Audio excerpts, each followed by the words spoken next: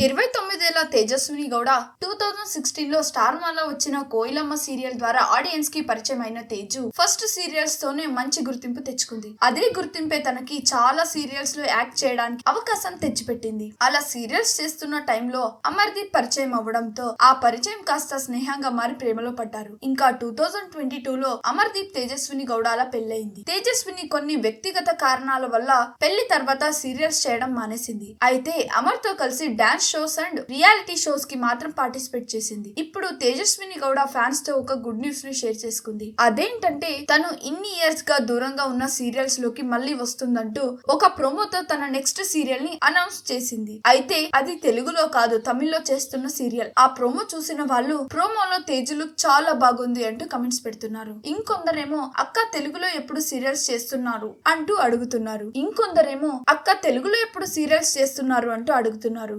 అయితే నేను మాత్రం అమర్ అండ్ తేజు మీరు అసలైన గుడ్ న్యూస్ ని ఎప్పుడు చెబుతున్నారు అంటూ అడగాలనుకుంటున్నాను. సరే, మీరైతే వెళ్లే ముందు వీడియోని లైక్ చేసి మరిన్ని వీడియోస్ కోసం please do not forget to subscribe the SR general talks.